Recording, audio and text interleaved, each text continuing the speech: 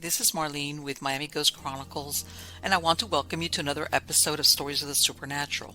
Wherever you find us, whether it's a video or podcast on your favorite platform, please like and subscribe to us so that you can get notification of when a new show is released. You can also find us on major social media platforms. If you go to MiamiGhostChronicles.com, you can find links to the videos or MP3 files, which you can download and enjoy without commercial interruptions. If you're into classic horror, ghost, and adventure stories, I narrate Nightshade Diary, and you can find links at nightshadediary.com. If scary stories are your bag, and listening to encounters with cryptids, ghosts, dogmen, and other weird creatures sends a shiver up your spine, then go to supernaturalstorytime.com for links to our weekly podcasts.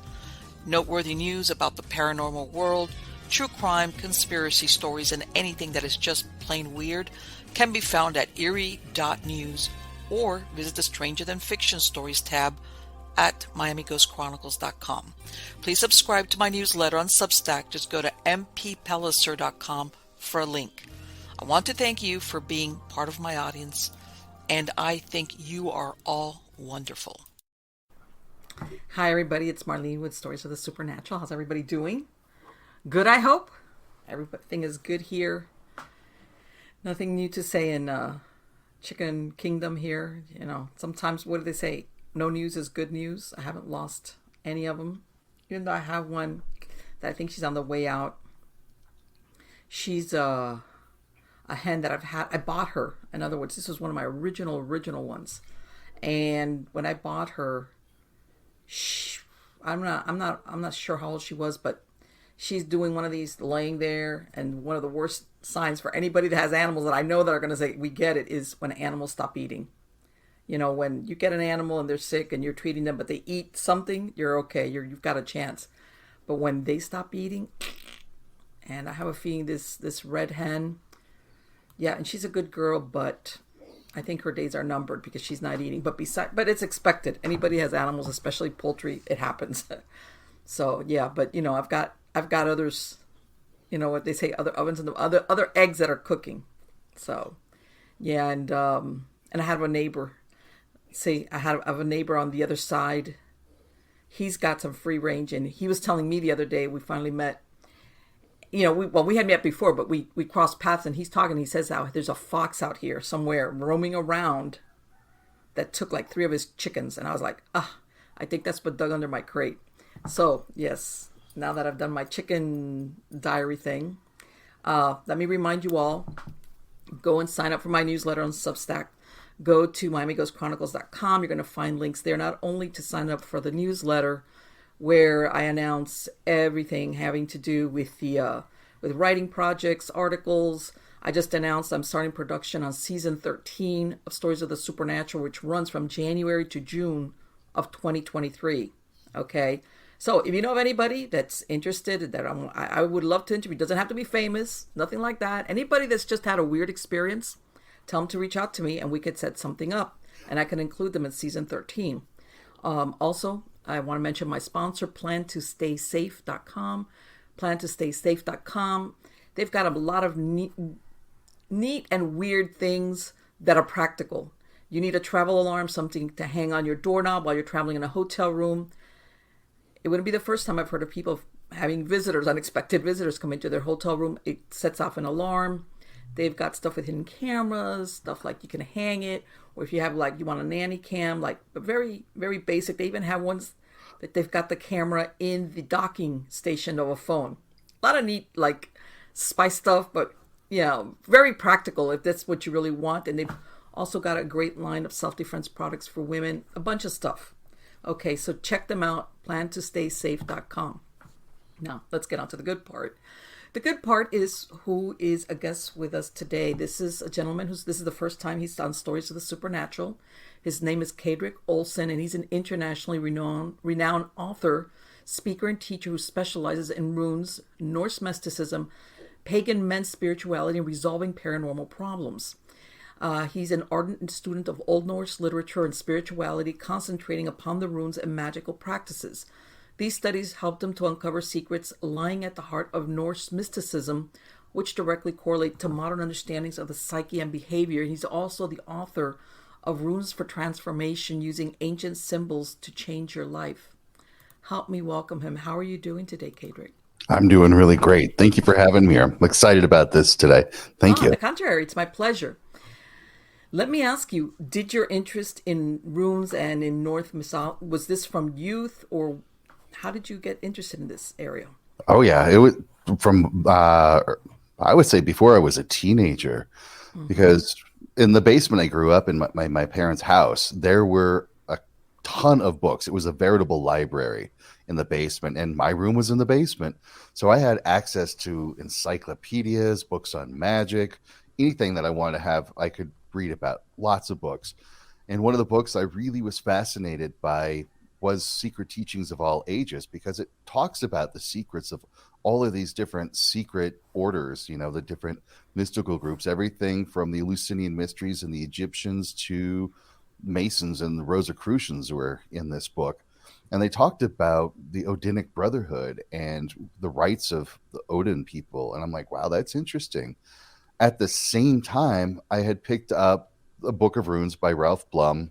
I Yes, was I'm listening familiar to with some that. Yes. crazy music called from a band called Sabbat from England that was talking about Norse practices. I was reading a book called The Way of Weird by Brian Bates about the Norse, and it all just like converged at once. And I said, okay, this is the path I want to study. And my parents were cool about it. I went to a Okay. spiritualist church as a kid, but my mom would go to the metaphysical bookstore that was near her work down in Denver, get me any herbs or any sort of magical tool I needed for the work I was doing. So she let me explore, and I dove into the Norse. I dove into the runes. I dove into what the Norse culture was, the language, all that I could learn about it. And I've been doing that for over 30 years now. Yeah, it's incredible how when something calls to you. And the thing is that a lot of these mystery schools of the 1900s were built on, more ancient religious practices such as the Nordic and all these other things. Uh, and a lot of times you have to really dig deep to realize, well, this is really the root of this belief, or they kind of like clump them together. But and this is, did you? Let me ask you something. I don't whether because of your background or because you started studying, did you learn how to basically speak in that language of what is it, the Norse or anything like that? I have to admit, I'm very terrible at speaking it, and I'm even worse at hearing it. But Okay. if I sit down with like the Poetic Edda, which is all Old Norse poetry, I can Mm-hmm. stumble and bash my way through it and translating Okay. it. And I'll usually grab a dictionary and alternate translations of it so I can get my way through some of these weird words that are in there. So I Mm-hmm. mean, I'm not perfect. There's no way I'm fluent or even proficient at it, but Okay. I can sit down and bash my way through a poem and translate it. Let me tell you something. That's admirable because let me tell you something. You some of those old poems, even in English, read them and you're like, you got to be kidding. They're very difficult to follow just because the way they're written and and things like that and the expressions that are used. It's like, ooh.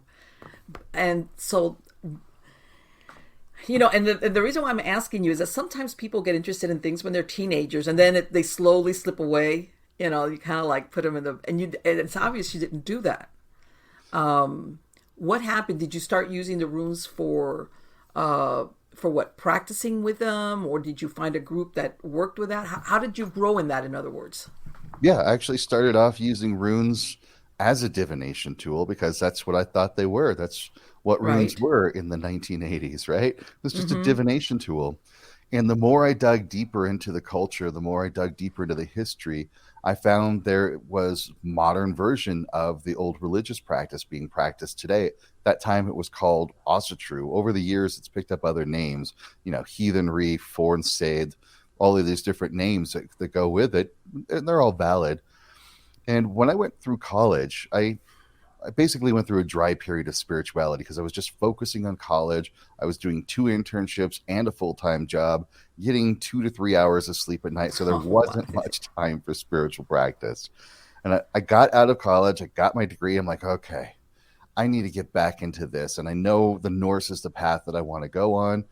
And I found a local group of Asatru that were practicing. And I remember the night before I was going that I was just like begging, whatever's out there, please don't let these be role players. Please don't Yeah. let these be, And they're LARPing before the word yeah, LARPing was a big deal, but yeah. exactly. I was just like, please don't. But when I got there and I met with people, we were able to actually have intellectual discussions about Right. the lore. We were able to talk about the practices and the methods we were using. And I'm like, okay, this is Uh-huh. good. This is where I belong. And I was doing that for the longest time. And because of my in-depth study, I rose, well, there's no ranks, but, I rose up Right. to prominence pretty quickly because of my studies and the mentality that I have on it is Mm-hmm. that great, we can study the lore, we can study the history, but it's useless unless we can actually make it practical and we can use it today. And so I Right. would read the lore with the emphasis on what can we do right now with it? How can we use this right now? And that's been the basis of my teachings for the past decades is like, here's what the lore says, and here's where the lore is incomplete. Here's where the Right. history doesn't fill in the blanks, but here are Mm-hmm. the practices that we know that works. And so we can pair what we understand with the lore with the practices that we know that works to have something that is a viable solution that works with us today. And that's Right. been the basis of my teachings for the Norse stuff for a long time now. Let me ask you, because a lot of people, when they think of that, they equate it to very warlike, which, and I understand what you're saying. Our lifestyle now is very different, perhaps, to the origins of it. And otherwise, and I guess, in other words, I don't know, the Norse, they weren't constantly warring. I mean, there had to be a complete life, cycle, in the sense of living in a village, living with others that you weren't warring with. It's, in other words, they practiced this throughout whatever it was that was happening in their life. You're absolutely right. That's very good insight to that because no civilization can ever thrive if it is completely warlike.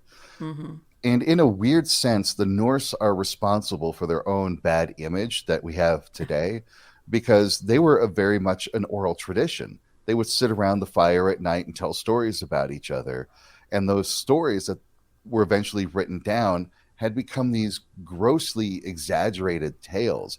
Think of it like a Rambo movie of today, where there's one man with a machine gun and there's Yeah. 20 people shooting at him and he never takes a single bullet, but yet he can kill all of the bad guys with no problem.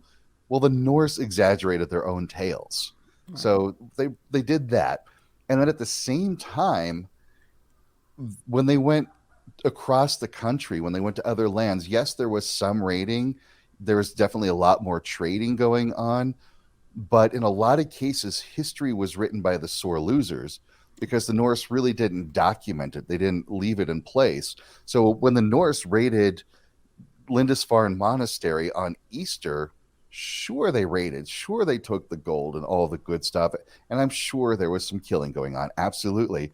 But, these monks of the monastery had to write home to the home office about what happened. And they certainly exaggerated how terrible and how awful they were. Now we fast forward 1,000 years and the TV shows and the movies get a hold of this and they go, oh, look, they were this Yeah. completely warlike culture of these grubby people that just only killed and just were terrible and awful. And it's like, no, we have to take a deeper dive into history to Right. really see that what the culture was. And sure, at that time period in the world, most Yes. cultures were warlike. Most cultures were brutal. Absolutely. That was necessary for survival at that time.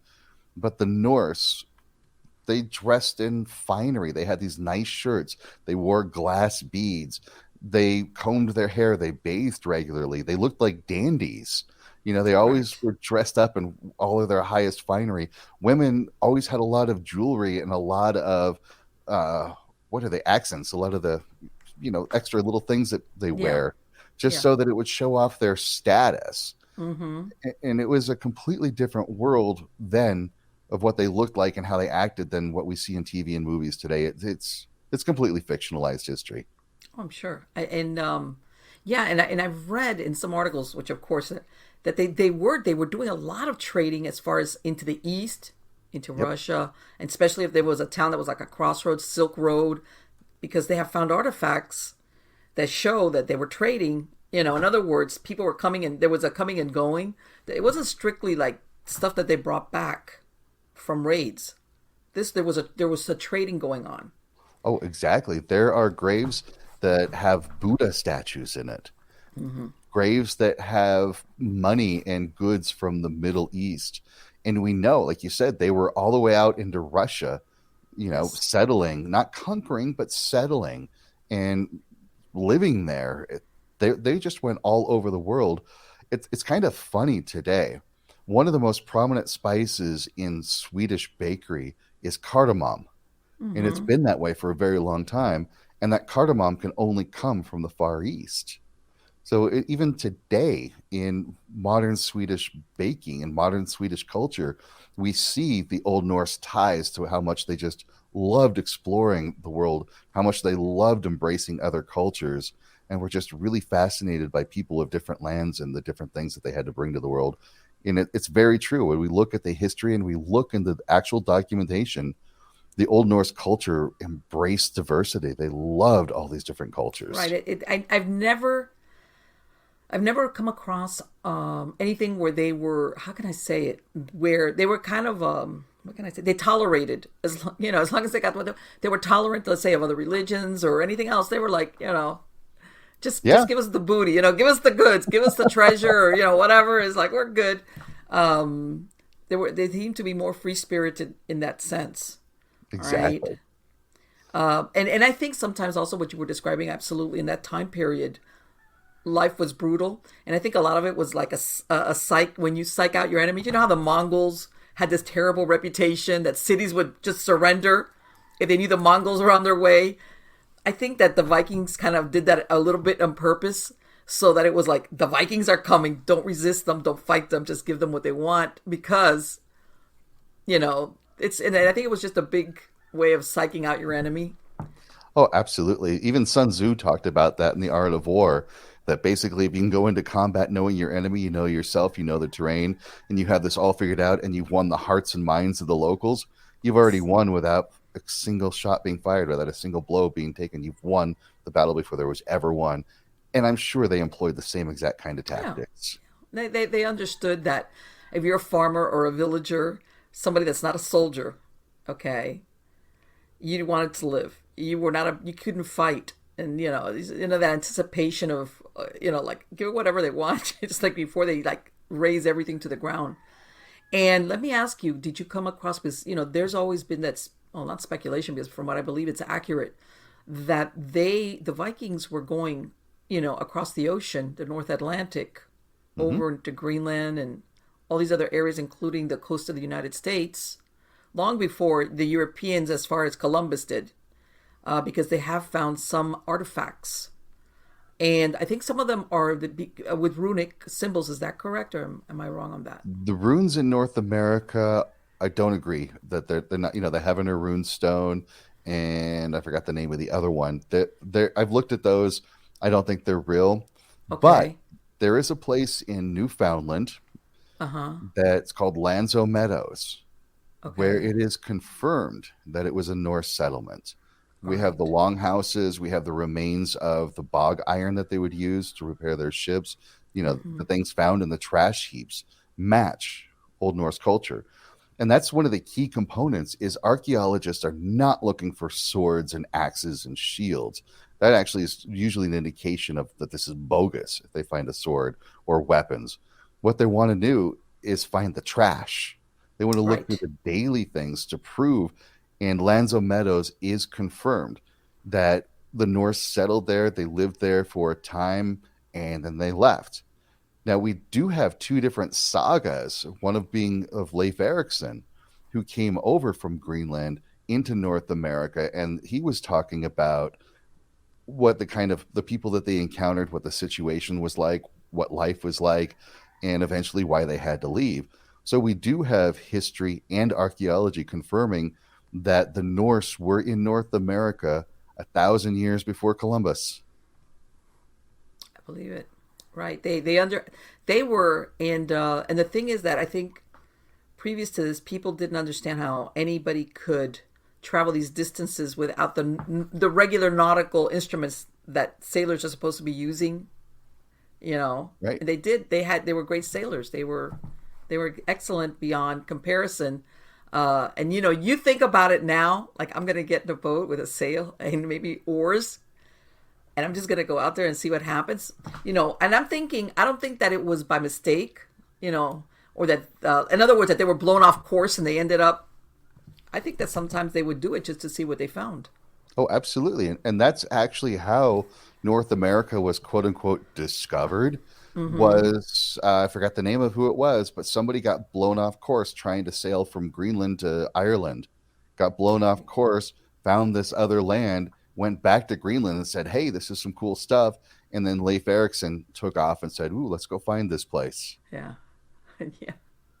And let me tell you something, that's incredible because when you think about that, that took a lot of guts. I mean, I'm talking modern sensibilities, but yeah, that's incredible. Let me ask you, and I think sometimes people, was there a crossover or are they two separate things? The religious beliefs of the North, the runes and Druids, or do they Now, the cross paths? Druids tend to be more of a Celtic tradition, more in the Mm-hmm. Celts, not only in England and Ireland, but also in parts of mainland Europe. You know, that's where Right. there were the Gauls, Gaul, the Gaulish people, and even Julius Caesar wrote about the Gauls in the Gaulish War. The Norse are in Scandinavian territory, in Germanic territories. In mainland, they were called the Teutons, Mm-hmm. Teutons. They were Teutons, but they were also in Denmark, you know, Sweden, Norway, and Iceland. Interestingly enough, not Finland. Finland's its own culture, its own thing. They've got their own background, their own language. Whereas the Scandinavian culture, the Scandinavian language, the Scandinavian lore, and Germanic lore all have the same roots and they all have the same kind of background. So, yeah, we're talking primarily Scandinavia and Germanic countries. Okay. Now you said something really interesting. You said at the beginning I started working with the runes for divination purposes because that's Mhm. I thought what they were for. How did you realize there were more than that? Just by digging into it, studying the history, studying the archaeology, reading the papers by the archaeologists and the historians and the linguists about Old Norse culture. And there is absolutely nothing in the literature or the history or the archaeology to show that runes were ever used for divination. Now, Really? right. Oh my And people are going God. to argue Yeah. that Tacitus, the Roman historian, in his book Germania, wrote about a Germanic tribe that laid a cloth down on the ground and inscribed these symbols on these little wood chips, threw the wood chips up and let it fall down on the ground and did divination. Well, this was a territory where the Teutons and the Gauls and the Germanic people are all intermingling. We don't know if those were runes. We don't know if it Yeah. wasn't a Celtic tribe that he was talking with. They could have been Druids, and those could have been Oghams. It could have been something unique to that village. And Okay. everywhere else in the lore, there's no mention of runes being used for divination. However, the lore is very specific that runes have been used for magic, you know, promoting health and wealth, sustainability of the farm. We have archaeological evidence of runes being used as magical tools and magical sayings. So we do have the history and we do have the literature, the archaeology that runes were used for magic. But the first time that we ever found that runes were ever used for divination was that book by Ralph Blum in the 1980s. I know exactly what you mean, and I understand why you thought that. That, oh, this is, interpret, the throw of the runes. Let me. Would you say that runes? Let's say, you know how some people use symbols as sigils, Mm-hmm. uh, like either on their body or in entrances or whatever. Do you mean it's being used that way in as far as the magical purpose of it, or one of the methods? Yep, because every rune has a specific intention, a specific energy to it. Mm-hmm. You know, like Fehu is about money, investments of time, effort, energy. Algus is a rune for protection, calling on higher energies to come in and to bring into the room. Dagas is about transformation, a 180-degree shift. And so when you're tapping into those energies and you're singing the names of those runes and the sounds of those runes, you are bringing that energy and intention to life to create that transformation. And so you can carve them on a little piece of wood, or the Old Norse would carve it on shields, on their Okay. swords. They were shipping tags because runes are a language; it's their written language. So runes were useful for everything from the mundane, just basic communication, to magical practices and transformation. Okay. Yeah, they're impregnated with a certain meaning just beyond obviously recognizing, oh, they have that meaning. Let me ask you, did you ever have along the way a spiritual moment, besides learning the material and let's say what you were doing, researching history and researching, did you ever have a spiritual connection with this or moment that you had that? Normally, I would call it coming to Jesus moment, but we won't use the Jesus thing. But the well, in your case, you know what I'm talking about, right? That this is just beyond the study of runes or the research of the history of the Norse. Did you ever have that? Yep, and it actually comes in two different ways. One, in doing my own translation, coming across words that the historians are great. The linguists are great at doing their translations. They're awesome at it. But because they don't know the magic, they don't know the spirituality, and they admit it, they miss important things in there just because they don't know. It's not in their purview to know. And so, being with my background in magic and the occult and the paranormal, I would come across these things going, oh, that's what they're doing. And at the same time, I've always had whisperers, guides, teachers, Mm-hmm. and they will like literally in the middle of the night, wake me up and go, "Psst, hey, check this thing out." And I'm like, no, that's bogus. No, that's just me making stuff up. And it's like, okay, whatever. And then I'll go pick up the Poetic Edda and I'll start reading through it and I'll be like, oh, I get it. For Right. example, in working with runes and trying to understand the nature of runes, we get so hung up on thinking runes are these characters that are carved, the little letters that are carved into wood or stone. But reading the Havamal, there's a section where Odin hangs himself on the world tree for 9 nights to discover the runes. And there's this little part in there that's talking about runes that were colored by the great singer and were carved by the high holy rulers. And these are beings that exist in a time before time, in a place before there is a place. These are entities that are higher than the gods. These are like the big creators, where Mm-hmm. there's just pure consciousness. And the fact that it's telling us that runes were colored by the Fimbulthulur, which means the great singer. Like a Thuler is somebody who sings sacred songs, and Fimbul means great, superhuman. That tells us, and that told me right then and there, that come to Odin moment is like, Uh-huh. oh, runes are actually vibrations or sound and intention mixed together. Then I went back through the lore and went to do more translation of like proper pronouns. And I'm realizing there's a lot of references here to vibrations and sound that are throughout the lore and about singing the runes. And that was my initial, well, I'm just an amateur here. That's not my native language. I don't know if I'm translating this right. Then I came across the work of Maria Kvillag, who is Norwegian, who has also done this in depth study. And she's done a lot of work saying, look, all of the stuff in the lore is sound, frequency, and vibration loaded. It's all the way through there. And so her work confirmed my studies and my work. And I'm like, yes, the Norse were very into frequency, vibration, Okay. and sound as part of their magic. Isn't that interesting? It's like, yeah, that's like, of course, this is all the senses as far. That's incredible that, you perceive that, in other words. That it's just not something that you look at in the sense of, or reading it. In fact, You, let I'm me sorry, give go you ahead. another fun kind of example of this one. Is Balder, one of the most beloved of the gods, was killed Mm-hmm. by happenstance. There's a story, but we'll skip to that. When he was put on the funeral pyre, Odin gave Balder a ring called Draupnir that every 9 nights dropped 8 rings just like it, so that you ended up with 9 rings. And 9 is a very sacred number.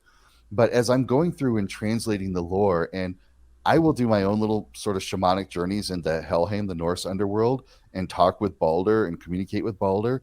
And then he was telling me in this visitation, he's like, ring means something different, right? It doesn't mean this solid circle thing.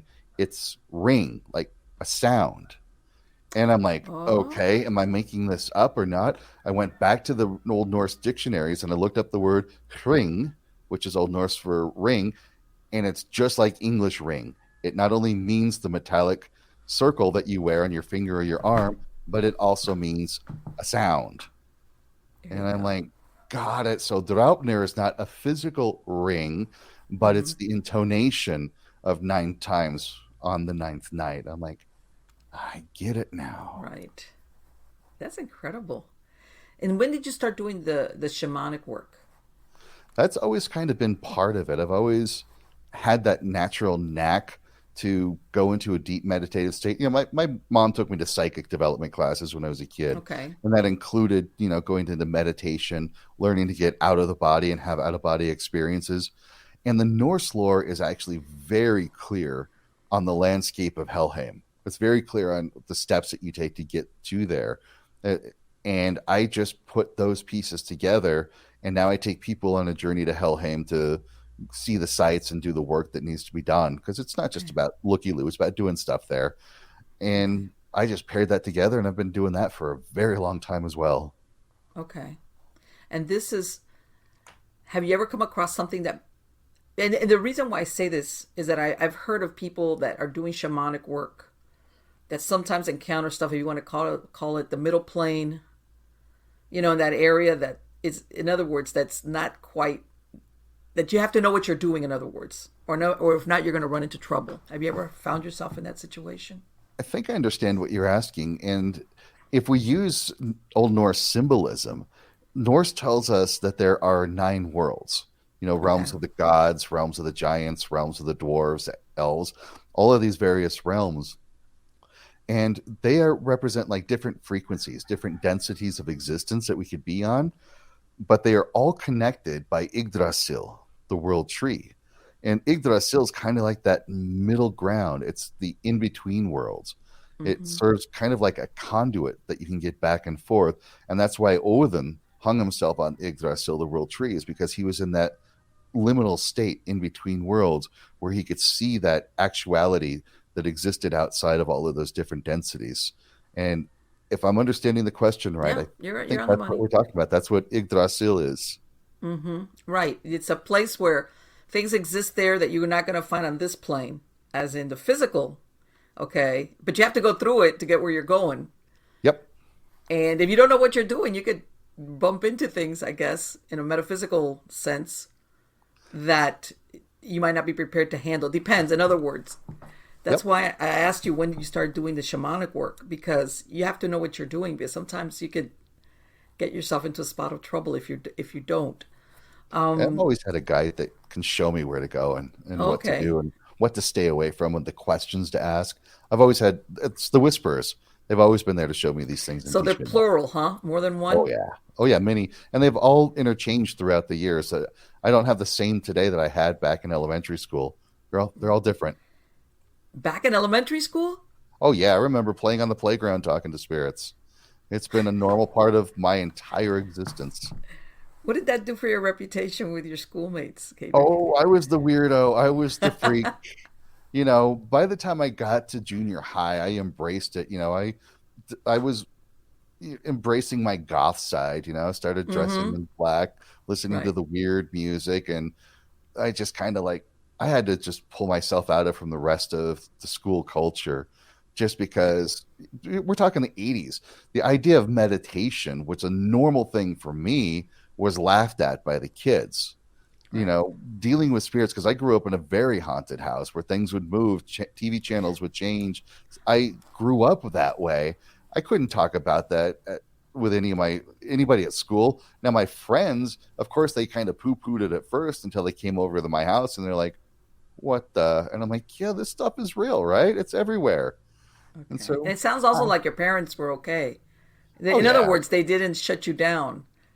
no, they were just the opposite. When we were trying to figure out what was going on in the house and all of this stuff, my parents went to a spiritualist church, which is your typical Protestant church, Mm-hmm. but it had trans channeling, trans mediumship. We had Okay. seances every Saturday night in the church basement. And Yeah. like I said, my parents took me to psychic development courses. So I literally grew So let me up ask you, did they doing it. ever have, and I've gone to Lilydale, and here in Florida we have Casadega. They're both two spiritualist camps. Um, Let me ask you, did you guys ever resolve what was going on, or did you just like let it be, like let it run its course? It's still there.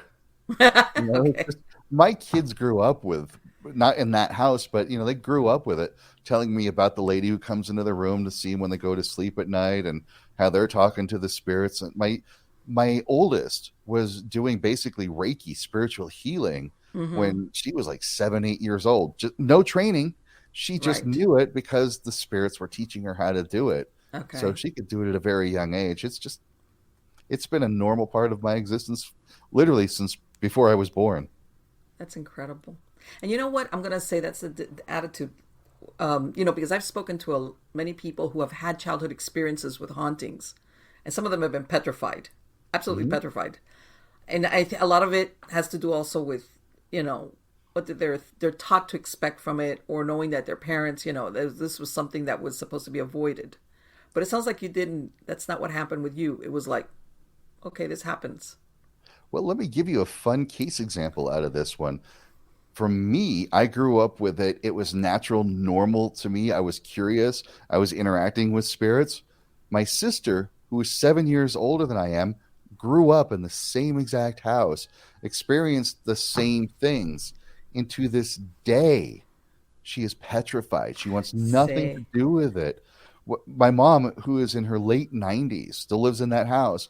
My sister told me the other day, when mom dies and it's our responsibility to clean out the house, you get the basement because I'm afraid of the basement. And I'm oh like, my God, another why? basement. Because I of don't. the, What is it with yeah. the basements?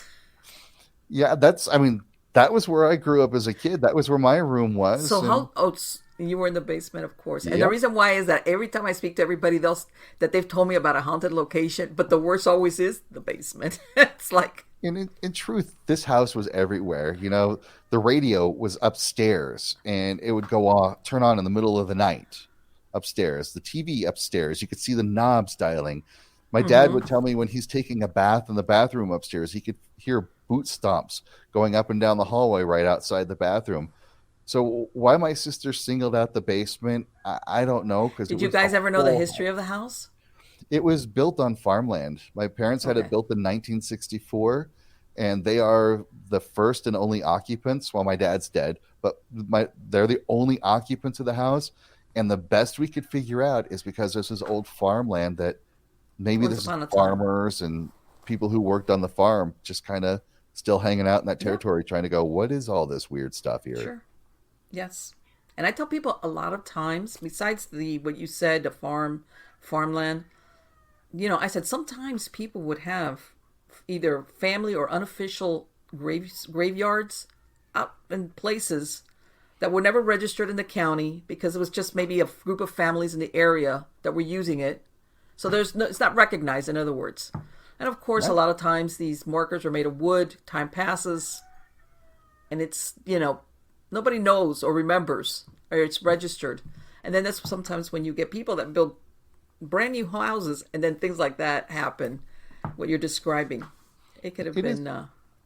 it is a very interesting neighborhood because that is exactly it. We don't know if it was a graveyard. But the other thing that's about this neighborhood that's fascinating is there's a preponderance of shadow people throughout the whole neighborhood. Oh, You see really? them, you're driving down the street, and there's See, somebody off to the side of the road, and you go to look at them directly, and they're gone. Even people who don't believe in ghosts would come over. They're like, flat out, there is no paranormal, but they will tell me that they keep seeing people off to the side of the road. And then they go to look and they're gone. And like, what's up with that? And I'm like, yeah, it's just the shadow so and people that are we live here. talking? What is it? A 1 block area? 2 blocks? How big an area are we talking about? Oh, A it's a mile? good Two? sized neighborhood, but it's the whole Okay. neighborhood. You'd be driving down Oh. Claude Court, one of the main streets through, and you have to go probably a dozen streets to get to my street, Mm-hmm. and definitely shadow people the whole way. It's normal Yeah. for that area. I wouldn't be surprised if that's the origin of it. I mean, a lot of things. It could be a lot of things. You could even go back and say, once upon a time, Native Americans used it as a campground. You know how they would migrate and move, and Yep. maybe they would come there at a certain time of the year, and this was their camp for many, many, many years. And by this, what I'm trying to say is not that it was a burial ground, because all of a sudden everything is an Indian burial ground. But maybe this is a site that they used year after year after year at a certain time of year. If they were, I don't know, what tribes were in your area, but some of them would migrate and move around, and sometimes that happens. You get that residual, feeling and that of use in an area. I But can confirm that. There's when I was a kid, even in high school, my friends and I would go roam around the back fields out in the middle of nowhere, and mm-hmm. there was a place called Stonehawker Park, and sure enough, it's like basically a deserted field, but I picked up on residual energy of some Yes. bad stuff happening there involving Native Americans and Okay. things going down. So I can definitely confirm in that area I picked up on residual energy of natives for sure. Yeah. Yeah. And a lot of these places, like what you were describing, as far as where you find proof, is in the middens, in the trash heaps. Sometimes of these locations is where you find, who or was living there for a period of time. Not necessarily that was a burial ground, in other words. Right. But yeah, that's so interesting. I think sometimes people don't realize when they talk about haunted or the paranormal that it's just not your typical structure. It could be the land, what was on the land, who lived there, who came and went. It, it could have been a place for ceremonies, for all you know. It could have been a sacred spot that people Right. came to at certain times of the years to do ceremony. It could be a million things as to why maybe in that area you got your shadow people and all these things going on in a Yep. supposedly brand new house, as It could with even your be our parents. own. It could even be our own collective belief, creating Sure, this stuff, of putting the energy course. patterns out there, drawing stuff to it. But you're right. There's a Now that you million brought that things to up, it. I'm Yep. going to ask you: is there anything in this belief system? I don't know if you're familiar with a tulpa, which is Hmm. the thought form. Very. Yep. Okay, is what do you think about that as far as and Yeah. and I want to explain for anybody that doesn't know what a tulpa, or if you would go ahead and explain what a tulpa is, even though you might have a different name for it. Sure. In fact, there is a whole category of created entities. I've got on my website, or even on kaedrich.teachable.com, I've got an online course for getting to know your spiritual neighbors. I call it your field guide to subtle beings and astral entities. And I have a whole section on created entities from thought forms, which are these little balls of energy programmed with a single emotion or a single thought, like scare Mm-hmm. me or antagonize me, those kind of things, Yes. to servitors, which are entities created in a ritual setting to go out with a specific purpose, to tulpas, which are still an intentionally created entity, but it can have its own sapience, its own sentience to it. It has its own purpose for existence. Where like a servitor goes out and fulfills a function and it's done. And I'll give an example of that. You can create a servitor to go out and find a rare book, and once it finds it, it tells you where that book is. You go get that book, you're done. The servitor is gone. But a tulpa would be the spirit that's guarding a library full of rare books. And it's very interested in curating and bringing more books into there and continuing the life of that library. And so we would create that tulpa as a means of all of this. And tulpas come in as many flavors as humans are. They're good ones, or negative ones, or bad ones, whatever. Another type of created entity is an egregore that Okay. is created from our cultural beliefs. Like if we all tell stories of the same thing, and I tell different versions of this, but Santa Claus is an Oh, egregore because we all tell stories of interesting. Santa Claus, and we've created this entity that visits everybody around the world in You know one what? I had night. never thought of it that way. And you You know know that what? this That is is happening. incredible. Right. You know it's happening because you have that sense of reverence, that I had sense of never thought of it generosity and that way. peace. That's Santa Claus. It's not some dude coming down the chimney. Yeah. It's this entity that we embrace and we accept into our world. And that's an egregore. And egregores come in as many flavors as there are gods and angels and demons, mysterious locations, like abandoned asylums and old hospitals, any apartment buildings where there's bad things that were going down. The Amityville Horror House is Mm-hmm. an egregore because if we really look into the history of the Amityville Horror House, yes, there was murders that happened there. Yes. but there was nothing paranormal happened. That was completely made No, up. it wasn't. That It was was complete, the it was yeah. It was just a normal house and right. But our continuous tales and our belief of that sure. will create that egregore, and now there can be, because we're creating that egregore. So those are the multiple flavors, and there's more, but there's a multiple flavors of created entities that we will experience. And if you don't know the difference, somebody could go, "Oh, there's a demon in my house," when it's really just a thought form, just being a bugger. Or, Right. there's this demon possessing this location. It's like, well, it's just an accumulation of our created beliefs creating this entity. And when you understand that, you'll know how to work with them, and then you can circumvent the quote unquote evil so that it doesn't bother you, and you can now coexist with it in a much more peaceful way.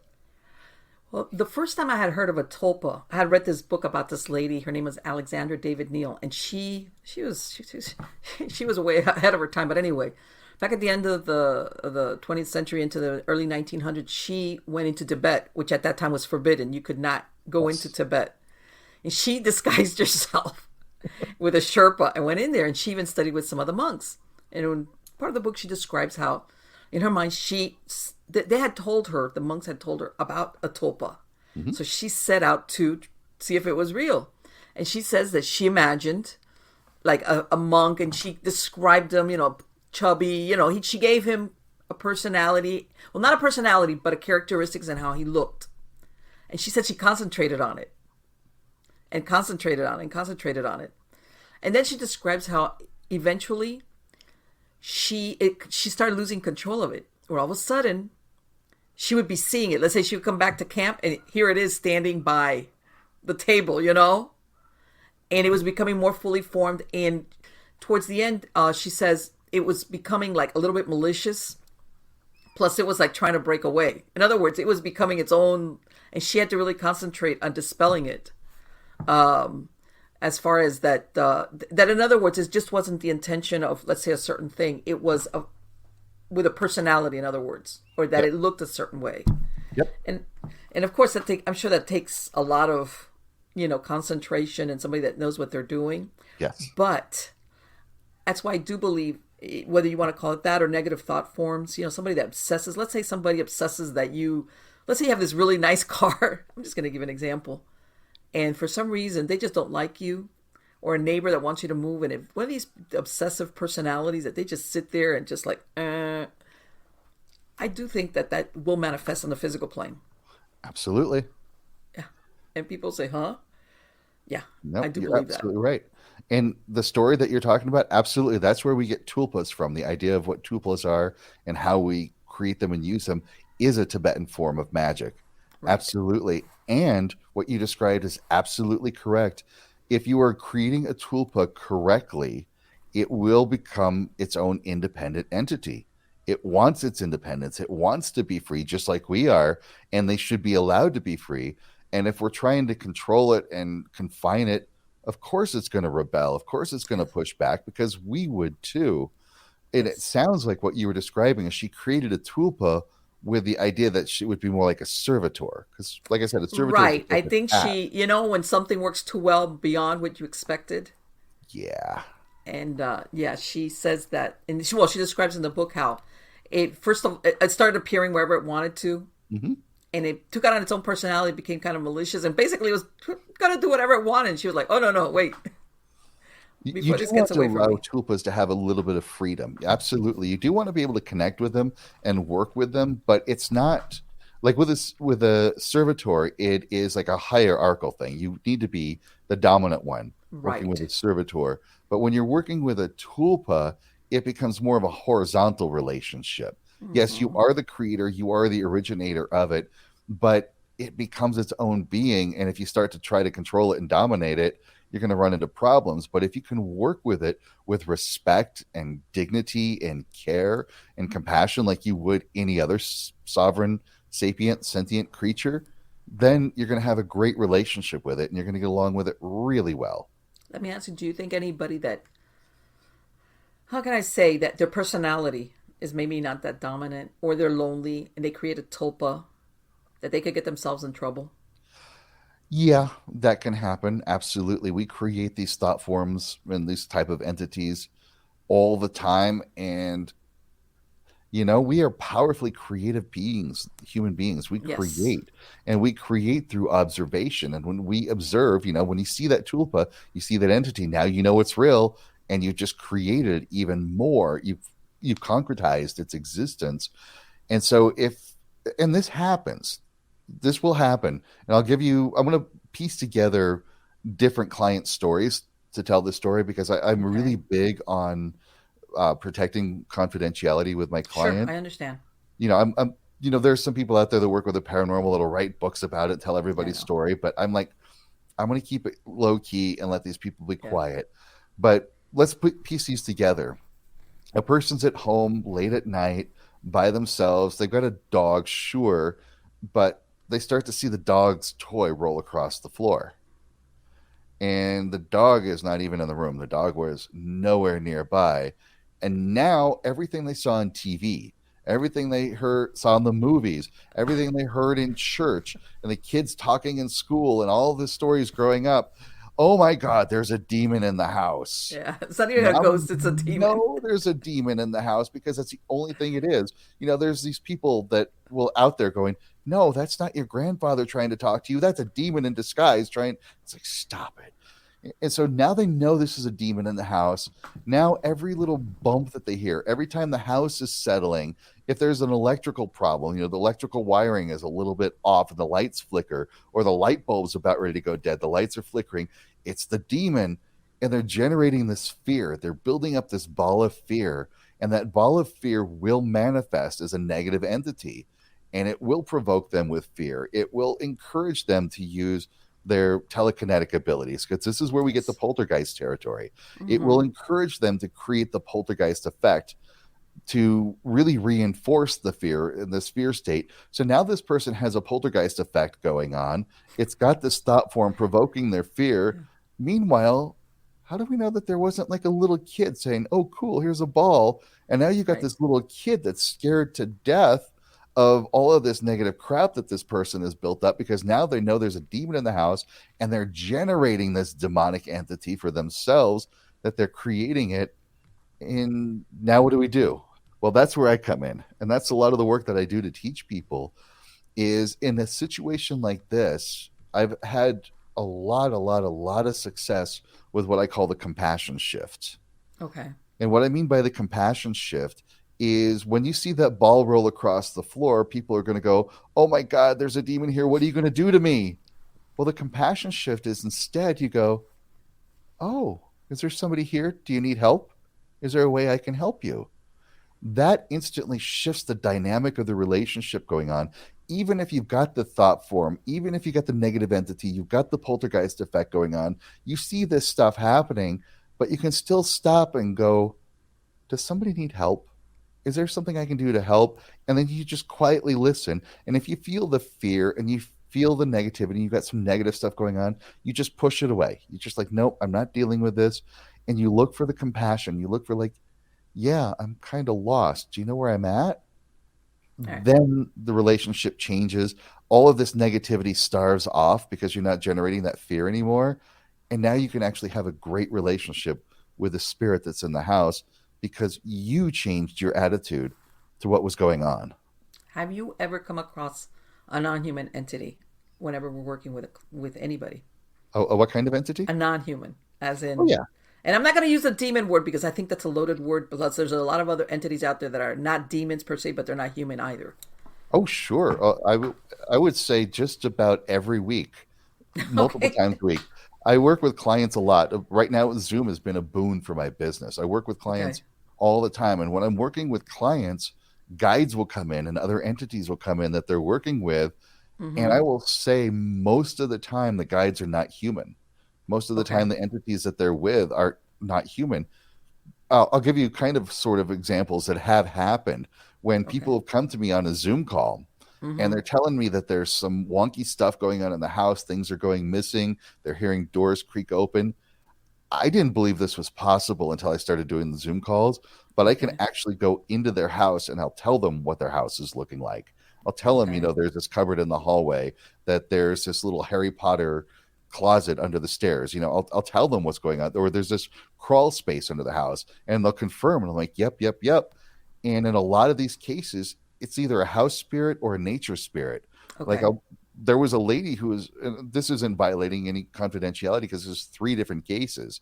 A lady telling me there's stuff going on in the house, and I'm checking out the house going through, and I'm like, did you recently move something in the backyard? And they're like, yes, I did this and that to the backyard. I'm like, oh, that was somebody living there, you know? And now they're in your house because you messed with their house. They're messing with you in your house. So what you need to do is go do a mea culpa, say, I'm sorry, give a little bit of offering, set up an altar, recognize that you did this, and we'll try to check in and see what we need to do to rectify it. Sometimes it means moving that thing back, to which they're like, really? And I'm like, yes, let's do it.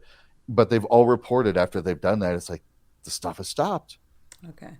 So I've worked with all sorts of entities, from nature spirits to created entities to higher level beings that came across looking scary because they're not human, but they're. And the few times that I have encountered scary things were actually generated by the individuals. And Okay. I taught them how to do some clearing, how to clear out the place, how to shift their own energy states and their own emotions and their own attitudes to it. And that's cleared it up every single time. And you know, it's really funny that you say that because when I was doing, the paranormal investigations, I've done it since the 1990s. In South Florida, a lot of times people dig wells, not the kind of well that you see like out in the field, but let's say people would use it for irrigation, the sprinkler systems. And Yeah. usually you would do it close to the house and then you'd put a pump on it. A good majority of time, the one room in the house that would have the most activity was the one that was right next to where the well had been dug. Of Yep. course, you know what I'm saying? It was like, it didn't fail. It was like, yeah, you had stuff, but this was like this one room, like let's say if they put it in the corner of the house, up against the wall, that one room, that was the hot spot. And let's Okay. actually tie this, interestingly enough, we're going to tie this right back to the Norse. In Iceland, Okay. the people in Iceland are very, very careful about their interactions with the Huldafolk, the hidden people. They Okay. know there are spirits of the land. They know they share this space with spiritual beings, and there are actual industries. There are actually people who are paid. Like if the government wants to build a road, they hire these people to see if there are fairy mounds, if there are hidden people living in certain places, and you will actually see a roadway go around a hill or go around a rock because there are people living there and we're not going to mess with it. And if they Right. do have to do it, they'll do some offerings, they'll do some gifts and saying, hey, can we do this? They'll do some direct interaction with it. And it's the same thing here. If you've got some natural features in your backyard, you want to dig the well, it's okay to do that, but just check in with the spirits of the land. Say, Right. hey, I need to do this. Can we do this with respect? Can we do this with a mutual connection? Right. Like, you're my neighbor. How do we coexist since we're sharing space together? And make an offering, make some sort of a gift and say, this is cool. Can we do this? Then, if you do that and you dig that well, you're not going to have that problem now because Right. you haven't pissed off somebody. And a lot of people don't ever think to go back to that point of origin when things start to happen, which sometimes this happens on a slow, it's very slow to Yeah. ever think, okay, it coincides with the well thing. They blow past that. They don't understand that that's really where it is. And in some cases, it's really funny. The house is new, Yep. so they find themselves in that same, nobody's lived here. I'm the first one here. Why I can't understand why this is happening. And it'd be like, okay, you know. So the land, it's not only that, it's like you said, whether, I don't know if you want to call them elementals or, whatever is there, Mhm. which, basically I tell them, just do a parallel, leave them alone and they'll leave you alone kind of deal. Yep. Because, and I think that sometimes people have a hard time understanding that there's entities, if you want to call them that don't have, I'm going to use the word moral compass as humans, but I Correct. don't mean it in a negative way. Right. You understand what I'm saying? Bad, I do. good, Yep. you They have their know. own sense of what is right or wrong, their own Yes. purpose. Uh, I kind of give an example of this. In the Norse tradition, we have what are called Jotun, which is a nature giant. It's a giant that exists in the natural world. These are the things that when you go climb a mountain and you say, I touched God or I was with God, well, it's the Jotun, it's that giant. And they don't care about our own human. Yes. If you're going to go climb Mount Everest and you don't have the proper gear, the Jotun of that mountain is going to kill you. It's like, because you were dumb. You Yeah. came up here unprepared.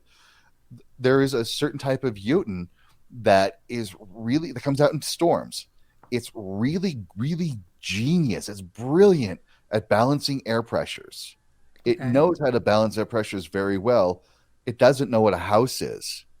So when Okay. it creates a swirling vortex that we call a tornado to balance Mm-hmm. air pressures, it doesn't know that your house is in the way. It doesn't know what a house is. It just Right. knows that it has to balance that air pressure. And if it goes and runs over your house, it's like, what are you Hey, talking it's about? in the way. Right. But see, and I understand what you're saying. It's not doing it in a malicious sense of I'm going to destroy your home. It's Right. just doing its thing. Right. And from our human perspective, we're going to go, oh my God, it's. I'll give you another example of this one. There's a great line that I use all the time from Doctor Who, that evil is just a matter of which side of the fork you're on. Yeah, you're right. And You're so right. when we're working with like a thought form, it's not that Mm-hmm. it's evil, it's just living off of your fear energy. And so it's going to poke you with fear energy to build that homogeneous energy within you. And once it gets fed, it'll leave you alone until you Right. start to shift your energy, and then you poison it and it leaves. And kind of another way to think of this is a fox can go out and kill a mama rabbit and Mm-hmm. bring that mama rabbit home. Well, to those baby bunnies, that fox is pure evil. Sure. But to the baby foxes in the fox den, that mama fox is an angel. Exactly. Exactly. And tell people, when you see these shows where you see the lion killing the gazelle, Mm-hmm. the the lion is not evil. It's just Right. doing what it needs to do to survive, and of course the balance of nature and all that. But there's no evil or maliciousness or none of that. Sometimes that we put as human beings on Exactly. actions or motivations. Sometimes we have a hard time. But one of the things, and I don't know, you tell me what you think. I find that sometimes people get themselves in a jam with some of these non-human, whatever they are, and they want to try to do like the let's bargain. And a lot of these beings are not interested in bargaining. You understand what I'm Right. saying? Mhm. Like, oh, let's trade. That Faustian thing. I'll give you my soul. Is like, that Yeah. typical Yeah. thing. Some of them, if you like do the wrong thing or you insult them or something like that, that bargain thing, the way humans do, might not work. Right. Sometimes you get yourself into trouble with that. Exactly. And that's why, like, if my years of studying esoteric and the occult isn't just limited to the Norse, it's just primarily there. When I look to medieval grimoires, medieval manuscripts on magic, they're Mm-hmm. just horrendous. They're terrible. They're awful. Even the Icelandic grimoires on medieval magic. And when we go to one of those in particular, like the Goetia or the Mm-hmm. Pseudomonarchia Demonia, the false hierarchy of demons, Right. these 72 demons that are classical to Christian demonology were gods. They were beloved gods and beings from the Canaans, the Macedonians, the Babylonian religions, the pre Semitic Mm-hmm. religions. They were great deities. They were loved by people, not evil. But the Christian religion turned them into these evil entities. And now people see them everywhere and they're doing all of these terrible things. And the Goetia will tell you to get the circle of art, the triangle of art, that you conjure this demon into that circle and that you demand that it does for you what you want it to do, lest you give it punishments and torments. And I'm like, are you freaking kidding me? That thing is going to come out and bite you in the ass. Right. It's like, yeah, okay. And so I've learned over the years when I work with spirits, it's not bargaining. You aren't Mm-hmm. offering to get something. Right. It's more like you get in tune to something. Like if you want some wealth and prosperity, you focus on what you already have. You Right. tune into what you've already got for wealth, even if it's a little bit. If you want health, you turn into what your healthy states are. And now, if you look to deities of it, like the Norse tradition, for example, if we want to go to health and well-being, there's the goddess Eir, Eir is how you spell her name, pronounced Eir. When you call onto her, you can give an offering of mead and food on the altar table for that one, but you're focusing on, even if it's like your little pinky is the only Mm-hmm. part of your body that isn't hurting, you're focusing on the health and well-being of that pinky, saying, thank you for my pinky not hurting, this is really awesome, and you real that feel come over, and that's where you give her your offering and say, thank you for that, I have this health and well-being that I do have. And then they hear that and they feel Okay. that, and they'll send that energy back to you. It's like, oh, is that what you want? Fine, here's more of that. And Right. so that's how we can sort of not bargain, but that's how we can express our gratitude for things to get more of that, because gratitude Exactly. is actually a form of being open and receptive. Whereas I Hmm. think people over the years misinterpreted it because of the movies and the medieval Sure. magic and stuff, is going, oh, I'm going to conjure this thing here and bid it to do my bidding. And it's like, doesn't really work that way. You're just going to get No. yourself bitten in the butt. Let me ask you now that, and I'm sure you're familiar with that movie that just came out, The Northman. Yeah. And I was reading I went to see it, but the reviews on it were saying that one of the good aspects of it was that they integrated a lot of the spiritual beliefs as far as the daily life Mhm. of the. Do you think that movie was pretty accurate the way it depicted it? It's kind of funny. Is my girlfriend will tell you this. I cringe when Viking Okay. movies come out. You know, that Viking TV show. I absolutely cannot watch it. Oh my It is God! Don't just say so that. I watched that. horrible. I watched Oh it. God, it's terrible. They just get it so bad. And so I said, okay, let's watch this, because I've always watched these things, just to see what there are. So I'm like really cringing, and then they're showing runes at the start of it, and I'm like, they're accurately using the runes. They're using the right runes, spelling the right words, Oh, and they okay. start getting into the culture and everything, and I'm like, yeah, they're doing this right. All right. And some of it sure is modernized for a modern taste because we need it. It's modern storytelling, and that's Right. fine. But I'm watching this and I'm like, yeah, they're getting all of these things right, the little details here. And we haven't done it yet, but I said, okay, this is something I can watch again, because I'm sure there are hidden details in here that I didn't pick up. But I was like, as much as I've been studying the Norse and as much as I cringe at Viking movies, I watched this going, holy crap. It wasn't Yeah. that Even bad. like Odin showing up and the ravens showing up and the visions that he had. I'm like, yeah, that's exactly what it's like and what the lore was saying. They did a good job with that movie. Right. They were saying that, from what I read, was that for the religious or spiritual aspect was normally interwoven in your everyday life. Yes. It wasn't that one person that had a vision. It was like everybody. This was that you lived your life that with omens and the spirituality part of your daily life, and that's what it seemed Absolutely. like. Yep. That was I was watching that movie and I was like, wow. It was very. Whether it was accurate or not, I thought it was a great movie. Yep, I agree. And you're absolutely right. That is why I do what I do. When I told you about that, I study the lore, but I want it to Hmm. have a practical application, is because that's very evident through the sagas and the Eddas, that these people lived the stuff, they breathed the stuff, they coexisted with it. Today we have like the separation between the paranormal and the physical. Right. Back then they knew the supernatural was a natural part of our world. Right. They knew that they were integrated with the spirits and that they had to coexist with the spirits, be it ancestors, be it lost loved ones, nature spirits, or weird stuff that's out there that we don't have words for. They knew they had to coexist with it, and that was an integral part of their daily life, not just spiritual practice. It wasn't just like go to church on Sunday and I'm good. It was living, breathing it, existing it Right. with Every day. everything all the time. The knife that they would use to carve runes is the same knife that they would use to cut plants, the same knife they would use to cut their meat. Right. They didn't have a special knife for rune Yeah. work. It was the same knife used for everything. For everything exactly. Let me ask you, as far as the berserkers, was a Hmm. berserker a specific person? Was it a group of warriors? Or how did that work as far as who was a berserker? It's a very interesting question. It has multiple layers to it. In this culture, they had a way of working with everybody. It's even in the Havamal, even in the Norse poem, the sacred texts, that if somebody's blind, they can still do work. If they have a handicap, they can still do these things. It's talking about the advantages of everybody, even if they have something that doesn't make them perfect. All of the gods have a handicap of some sort. Odin's missing an eye. Tyr is missing a hand.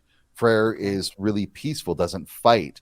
Thor is a little more brutish. He goes out and does, he acts before he can think about it. Okay. Well, when we get to the Berserks, in Old Norse culture, there were definitely people that had PTSD or they had emotional imbalances Okay. where today they might be like over medicated and kept down and said, nope, don't be this way. In Hmm. the Norse culture, these people who, let's say, were prone to violence or they had that hair trigger to violence, they were given into that Berserk role, the Berserk. And Is that Berserk, the way you pronounce it? Did I just kill it by calling it oh, Berserker berserkers? is a modern word that we Okay. use All for it, right. but Berserk means Okay. bear shirt, like the hide of a Ah. bear, like wearing a Okay. shirt of a bear. And so they were trained in a form of combat that uses shape shifting, where they took Oh. on the spirit of the bear, that they would wear the bear shirt and they would become the bear on the battlefield. So now they had a means of expressing themselves through ecstatic combat. And when we use ecstasy and magic, we can get like really into chanting and we get really into seething and getting into it. And ecstasy is a form of Odinic work. Odin, his name, Odin, means the ruler of madness or the ruler of ecstasy. And so when we're guldering, we're singing the runes, we're getting into an ecstatic state. Shapeshifting is called Hammerrammer, is another form of Odinic ecstatic magic, but it was used on the battlefield. And that's what Berserks were. They were trained in a form of shapeshifting magic where they became the bear on the battlefield. Okay. An interesting another form of shapeshifting magic were called the Ulfhednir, the wolf Okay. hides. And the Ulfhednir were the same kind of people, but they really couldn't fit into society. They just Hmm. couldn't quite fit in. And so they were more roaming the forest. They were more adept to guerrilla warfare rather than head-on combat. And they would wear the wolf pelts and they would take on the spirit of the wolf and they would fight like the wolf. Now, the Ulfhednir in Old Norse, wolf hides, when we get to Old English and when we get to more of the Anglo-Saxon culture, then we still have the word wolf that's in there, but then we incorporate the word for man or human, which was Hmm. were. I see. And so that's where we get werewolf Wolf. from, people who were trained in ecstatic magic of shape shifting for combat situations to make use of their peculiar personality traits so that they weren't Right. really an outcast from society. Right. Right. In other words, they've found a way to fit them in. Yes. And honor them for who they really were. Right. And I imagine at some point if anybody ever became dangerous and turned, they'd be like, we're getting rid of you. Somebody that turned on their own. But otherwise, Oh, sure. And there are some ways that you can get a berserk out of their trance, which involves either hitting them with some really cold water or getting them with a red hot firebrand. And oh then boy. there's my favorite, suddenly show them the sight of a naked woman. That snap them right out of it, right? It'd be like, You got it. well, no, because I'm thinking though, because I'm thinking, and I could really understand, back, in those times, yeah, asylums eventually came around, but no meds, no asylums. So how do you can't lose all these people, just to like, okay, you're on your own. So this was a good way of keeping them close, but we're going to use your talents. Exactly. And that's the way a lot of the magic users were. They had a very loose grip on physical reality, that they Right. were able to slip into the alternate states of reality and make use of that. Today, we would call that schizophrenia or schizoaffective Sure. disorders. Hmm. They knew how to use what we would call a disorder as a talent, as a benefit for them, so that they could become the healers, they could become the magic users and help the village and the people because of their unique abilities. Let me ask you, I've seen that the Norse, like a lot of the civilizations in the afterlife, because you see that sometimes they were buried with their goods, sometimes Mhm. with the wife or concubine, with animals. Because Yep. for them, what? They would continue to use these things Yeah, that beyond was the death? belief. That was definitely the belief, was that you would be able to use these things afterward. And it always involved a journey of some kind. Right. Like the common person would have a new stout pair of shoes so that they could walk on the journey. Hmm. Somebody who is a little more affluent would have their horse and cart. There are grapevines, like a woman who was very sacred, very well worshipped, had all of her accoutrement of being a sacred, uh, what we would call a vulva, a shamanic priestess type lady. she was buried with a cart so that she could have that cart to take her to the other world. Or if they were a chieftain or some nobility, they could have a ship that they were buried in their ship so that they took the ship as Yes, a I've heard of journey those to the burials. world. Yeah. So they definitely always had some sort of travel tools with them to make that journey into the other world much easier for them. Right. So there was that belief in the afterlife as far as you being, and of course, and I guess that's the human idea. I'm going to take it with me because I'm the other Yeah, side. You know, you know, exactly. and I understand that in a lot of these societies, status did have meaning as far as the quality of your life. Yes, So of course you wanted to keep it when you were on the other side. And absolutely. that is like, let me tell you something. That is so interesting what you said about the berserkers. I didn't know that they had the bear and the wolf, and they would just, you know, I just thought that it was like certain warriors that they just trained them. You're gonna go crazy when you go into war. And you're gonna mow everybody down. Something like what they showed in the Northman. That this Yeah. is which by the way, that scene was pretty intense. Oh, yeah. And here's a fun thing: there are tales of women who were also berserks. So it wasn't Really, just men; women could be berserks too. I just read recently about an article about a tomb that they unearthed. Oh, Marlene, I want to say it was in Scandinavia or somewhere. It was in a town. They say they buried her with, uh, in other words, she had swords. She was Hmm. buried close to where there was like where they kept the soldiers. They put in there a cart, like a not a cart, like a chariot kind of thing with two Yep. horses. She had weapons. Yep. Okay, and what she was wearing was not like the stuff like the housewives would wear.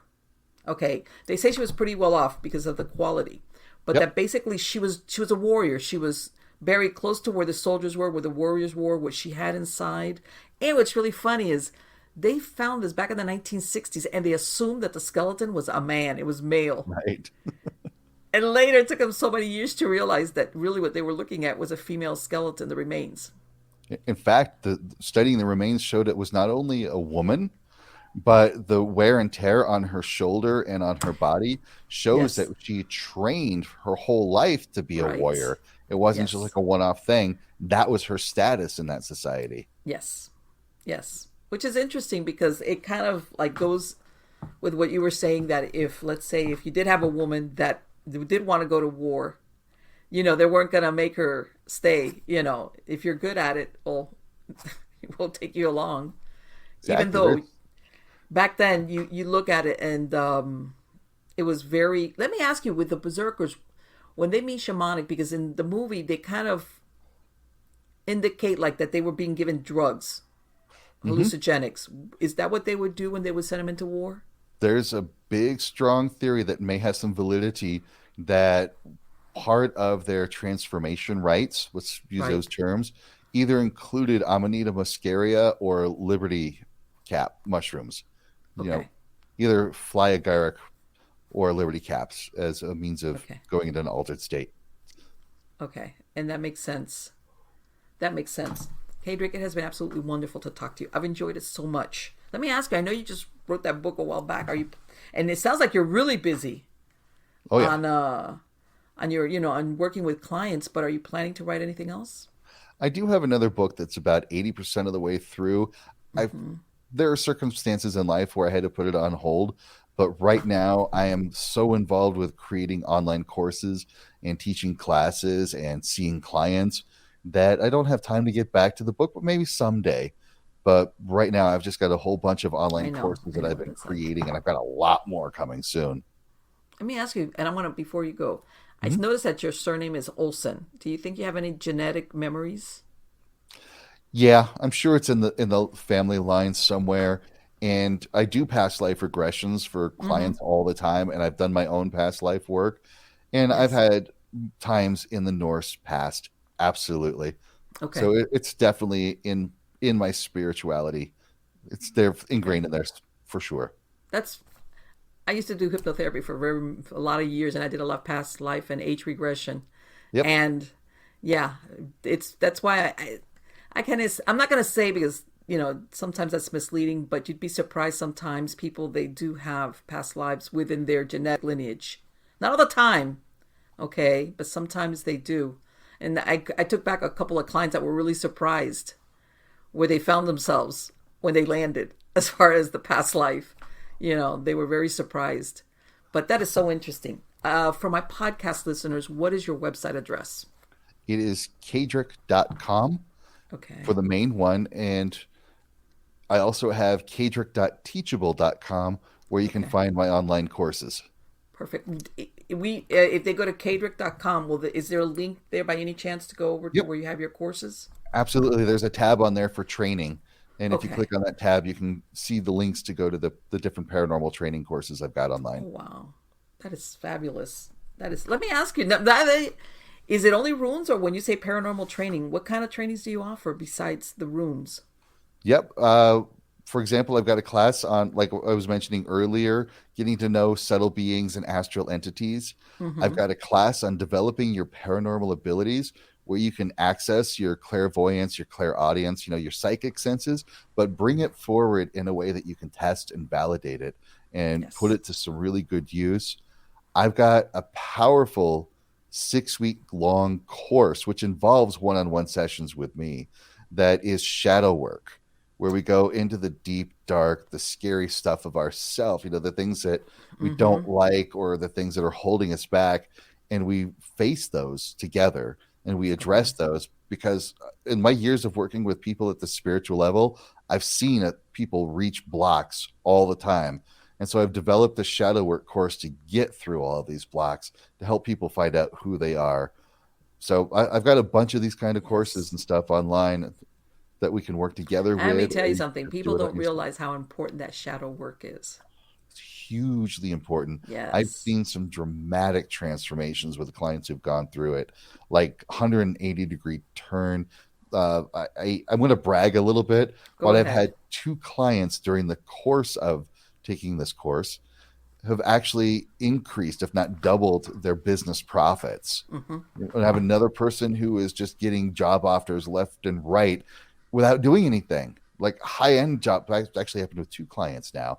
And by the way, that's not the purpose of the course, but that is Right. just like tends to be a side effect when you get those blocks out of the way when you do your shadow work. Your authentic self gets to shine, and those things start getting drawn to you Right. effortlessly, just They manifest. They automatically. start manifesting. Yeah, it's amazing to see Let it me tell you happen. something, and it's really funny because I go, one of my dead giveaways. Sometimes when people have they're working, they'll laugh about it. When something negative, they kind of laugh about it, like, oh yeah, like, especially when it's something that they really don't think they have, or it's part of them, and they kind of laugh, like, oh, But it's like, yeah, that's one of the signs. But yes, that's very powerful because I can truly understand how that can hold you back, and it's just a part of you. It is. Absolutely. It's a part of you. It Thank you is. so much. I have absolutely loved this, and I want you to come back. And Definitely. I'm going to send you on a potential client. I'm going to send you a separate message, an email on that. I'm going to be sending somebody your way, which that 6-week course I think is going to be the ticket for this person. Thank you so much. I appreciate that. I love helping people. Yes, believe me. As a matter of fact, this person, when they became aware that I was going to interview you, they were like, "Oh, you gotta let me hear." Well, I'll send you that email. That Okay. was great. Thank you. Take care. You too. Bye bye. Bye. Wow. No. You know what? I love talking to somebody that knows his stuff, and man, he knows his stuff. He knows his stuff. And you know what? This proves what I've always said, which I suspect, and I think a lot of people do, that we get so sucked in by the Hollywood version of things, and we take it as fact. Okay, that if it's from Hollywood, if it's in the TV, it's in the movie, it's accurate. And the truth is that a good 98% of the time, saying that they dramatize things, is a little bit. It's being very being very generous. They'll exaggerate things, and like he said that they want to make like the Norse, the Vikings, and all of these were like all they did was run around and kill people, and they don't ever look at the aspects of the trading and that they lived. I mean, you were going to go a Viking, 100% of the day, you know, and that, and by the way, if you read a lot of the history of whether you want to call it the Dark Ages or things like that, conquest. A lot of the thing about the Vikings is that they would, let's say, do a raid and bring back things, whether it was people, gold, goods, whatever. But conquest and wars that was done by a lot of different civilizations all over the place. In some cases, the war, the conquering thing, the raiding, which is what you had to do to conquer, it was to take over pieces of land or a city. Okay, but in other words, the Vikings by no means were the only ones waging war and doing raids and stuff like that. There was a lot of other people or countries or whatever they were, because remember back then, that area of Europe, it was very fragmented. It's not the Europe that you see now. This was the way that and some of them were older, some of them were more established, that had done something similar. War, same thing, and I think that, and of course, I'm not going to say that, and I'm sure up to a certain point they deserve part of their some of the reputation. And I kid you not, back then, just like everything else, it was a big psyop. You scare your enemy enough beforehand that if you try to take over a city or a village, that they're gonna go ahead and just give you what you want without fighting, and nobody loses any people, especially you, and then you get what you want, whether it's gold or anything like that. Yeah, and it's all good.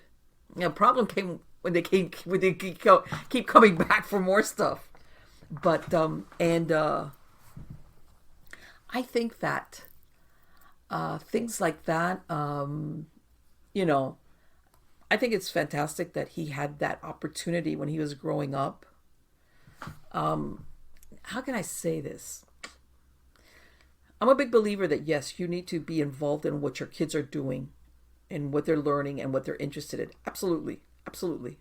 Because God knows I did it with my children as they were growing up and going into adolescence. But I always try to keep an open mind, okay? Because that solves a lot of problems.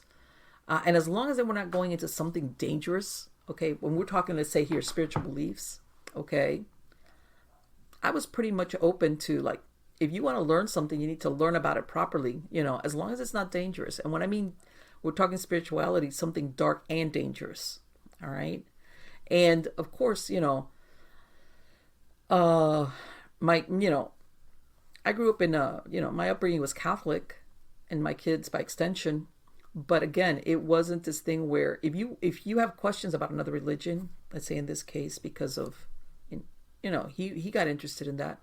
It wasn't like you shut somebody down. You're better off knowing what's going on. And of course, like I said, a lot of times people, like, they shed what their interests were during their teenage years, and then they just outgrow it and they leave it behind. And apparently he took it back up, and he kept going with it. And he's immersed himself. You could tell by talking to him that he really knows his stuff. This is not the, I went to the bookstore and I got the latest, book that was written by someone. So like he said, that Bloom book with the runes, I was very familiar. I had that. Okay, I've seen it, and it's for divination purposes, with the runes kind of carved on little pieces. Looks real pretty, and of course they have meaning, and supposedly the way it's. I've seen that. I'm very familiar, and I couldn't believe it. This guy made it up on Ralph Bloom, I think his name is Blum. He invented this on the fly? They were never meant to be for divination. Yeah, there you go. See what I mean about New Age? Some of the things they come up with were like, all right. Somebody was like, I need to make some money on this, so how am I going to do that? But anyway, getting back to, in other words, what I'm saying is that he didn't go by the popular New Ager version of whatever. It looks like he's really done his research, deep dive research into what is the truth, or what's behind that legend or the interpretation, which again, let me tell you something. You have to be really dedicated, because when you start going into some of these older stories, whether they're ancient or the way that it reads can be confusing, boring, or like, oh boy, I don't understand what that means. So that shows a lot of dedication on his part. And again, one of those things where, again, how can I say it? Somebody, and I'm going to go to the reality shows of the, people that ghost hunting and things like that, which I'm glad he mentioned, where he said everybody, right off the bat, it's a demon. There's other things out there. Yeah, there is. I'm not saying that doesn't exist, but it's not as common as people think. There's the ghost. There could be a thought form. There could be negative thought forms. There could be a feeling about the place. What some people call residual, but sometimes you hear people say, well, a residual is like a time loop. Maybe a certain smell at a certain time of day. Maybe they baked bread and brewed coffee really early in the morning, and this was done repetitively. And then you'll have people have this experience where, hey, at a certain time at 6 a.m., I smell bread baking and coffee brewing. Okay. But there's other type of residuals. And this will happen, let's say, if you have, a room that was used as a sick room. All right. And let's say somebody that was very ill for X amount of time, for, when I say, I'm not saying a couple of weeks, maybe months, maybe even years, use this room as the sick room during a time of illness. Okay. You'll have people later on move into this room and use it, and they will start experiencing some of the symptoms, if not all of the symptoms. All right. And then you'll hear people, if you want to call it a haunting, it's not. It's just something that's woven into the fabric of that place. Okay. Because that person experienced certain feelings, thoughts. Let's face it. If you're somebody that is ill and you're lingering and you have a disease that's taking you slow, if you don't think that there's stuff going on in your head as to why me, or how did this happen, or I want this to end, or I don't want it to, talk about, because remember, once upon a time, now we have, there's not all the time, but there's places where either people go to nursing homes or hospices or hospitals. But once upon a time, it was more common that if a person had a lingering illness that could only be treated a certain way, and it was just a question of time. Sometimes it was a question of time, as in years. They would send these people home. All right. And yet family members take care of you. All right. And this is, again, what he's describing as, whether you want to call it a thought form or a residual haunting. My point being that not everything has to be an active ghost as what we think of as a haunting. An intelligent haunting, or the guy that used to live here, he's, over there in that room, and I hear him shuffle around. Sometimes. And I'm glad he pointed out, because I've said it before. There's sometimes a lot of discarnates who missed the boat on the part of I am dead. Okay? One of two things. They were either, sometimes they died really, really quick, violently, or in an accident. A lot of people, but sometimes people die really quick. There's people that will lay down and they're not really sick. They're not sick. And they will have an aneurysm while they're asleep. And that next thing you know, they're dead. In other words, they die. Things of that nature. Or people sometimes that, let's say if you're young, if you don't expect, or you refuse to, all these reasons why people or humans can't or don't want to accept that they're dead.